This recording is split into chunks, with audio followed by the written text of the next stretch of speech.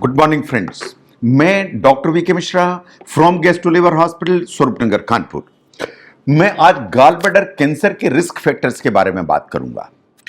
किसी भी कैंसर से डरने की जरूरत नहीं है। कैंसर के सिम्टम्स को हमेशा समझने की जरूरत है। अगर आपको जानकारी होगी, आपको अवेयरनेस होगी, आप खुली आंख रखेंगे तो आप किसी भी प्रॉब्लम को अर्ली स्टेज में पहचान पाएंगे। और ये बात बिल्कुल सही है कि आपने प्रॉब्लम को अर्ली स्टेज में पहचाना, आप उस समस्या से बाहर आ जाएंगे। तो इसलिए गॉल ब्लैडर जो कैंसर है उसके रिस्क फैक्टर्स को समझने की जरूरत है। ये नहीं है कि जो कैंसर की बात हो रही तो आप जो ना बंद कर दें वीडियो को और देखें ना। मैं आपसे रिक्वेस्ट करूंगा कि आप देखें और इस रिस्क फैक्टर्स को ठीक से समझें ना। जहां तक गॉल ब्लैडर कैंसर की सवाल है कि जो कैंसर है वास्तव में पित्ती की थैली या गॉल ब्लैडर में डेवलप होता है। जो गॉल ब्लैडर है एक छोटा सा ऑर्गन है, पियर शेपेड ऑर्गन है, जो दाईं तरफ पसली के नीचे होता है, पसली के अंदर। ये जो गॉल ब्लैडर है इसका काम है कि बाइल या जिसे आप पित्त के नाम से जानते हैं उसको स्टोर करे। जो पित्त है वो बनता लिवर में है, होता है स्टोर जो है ना गॉल ब्लैडर में है। इन यहां से फिर हमारी जो इंटेस्टाइन है उसमें भेजा जाता है। जो गॉल ब्लैडर कैंसर है, ये बात बिल्कुल सही है कि वर्ल्ड वाइड उतना कॉमन नहीं है, लेकिन जो गंगा का कछार है या गैंगेटिक बेल्ट है इसमें ये बहुत कॉमन है।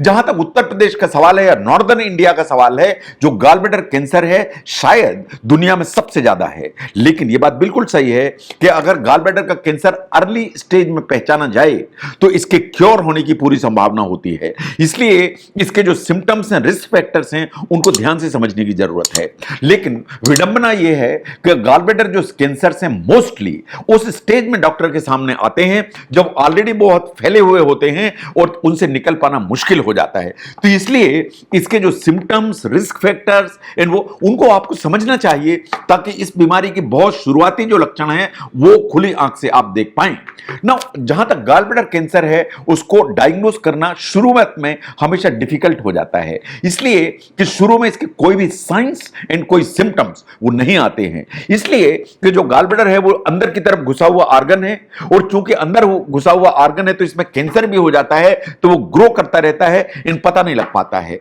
और चूंकि एक कॉम्पैक्टली प्लेस्ड ऑर्गन है तो इसलिए इसको आसपास के एरिया में पर्टिकुलर लिवर और पित्ती की नली या बाइल डक्ट उसमें फैलने में हमेशा सुविधा होती है।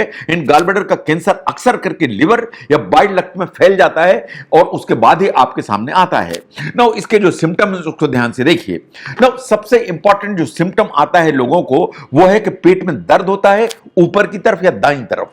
तो ऊपर की तरफ इन दाईं की तरफ अगर आपको कंटिन्यूअसली लो डल एकिंग पेन हो रहा है जो कभी कभी पीछे की तरफ भी जाता है या दाएं कंधे में भी जाता है और ये परसिस्ट करता है, तो आपको ध्यान देने की जरूरत है। और आप नहीं समझ पा रहे हैं तो अपने डॉक्टर्स को दिखाने की जरूरत है ना। इसके साथ जो पेन आएगा उसके साथ कभी जी मिचलाएगा, आपको आंख में पीलापन दिखाई देने लगेगा, कभी तेजी से बुखार भी आ सकता है ठंडी देके।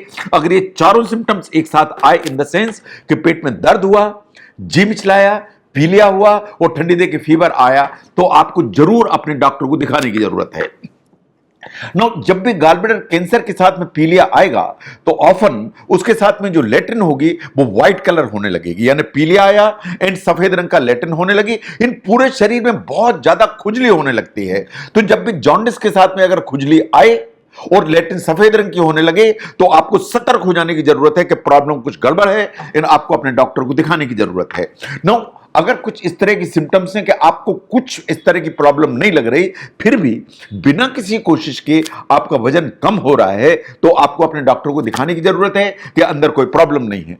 कभी कुछ अनकॉमन सिम्टम्स भी आते हैं, जैसे भूख लगना बंद हो जाती है, बुखार जैसे मैंने कहा, कभी उल्टियां भी होने लगती हैं। अगर ऐसा है तो भी अपने डॉक्टर को दिखाने की जरूरत है। नो, गॉल ब्लैडर का कैंसर क्यों होता है? नो, जहां तक गॉल ब्लैडर का कैंसर का सवाल है, जो पित्ती की थैली है उसके अंदर की जो लाइनिंग है ये एक्चुअली वहां से शुरू होता है।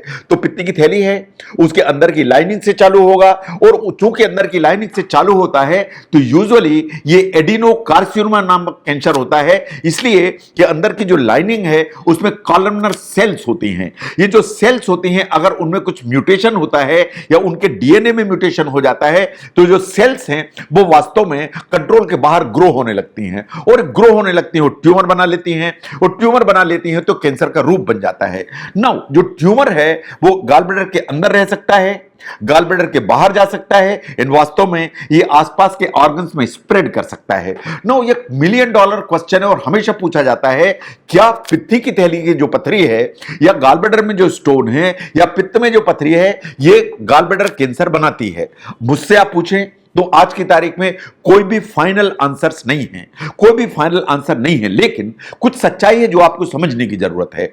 जितने भी गाल ब्लैडर कैंसर के पेशेंट्स हैं, उनमें 95% पेशेंट का अगर अल्ट्रासाउंड करें उनमें स्टोन भी दिखाई देगा। यह बिल्कुल सच्चाई है।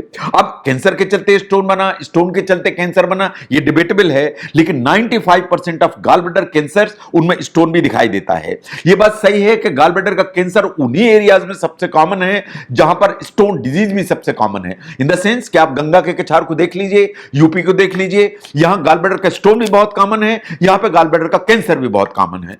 तो स्टोन के चलते कैंसर बनता है या कैंसर के चलते स्टोन बनता है या दोनों जस्ट को एग्जिस्ट करते हैं विदाउट एनी रिलेशनशिप, इसको कहना बहुत मुश्किल है और अभी तक फाइनल आंसर नहीं है। लेकिन कुछ तो गड़बड़ है जो और एग्जामिनेशन मांगते हैं। नो, रिस्क फैक्टर को ध्यान से देखिए।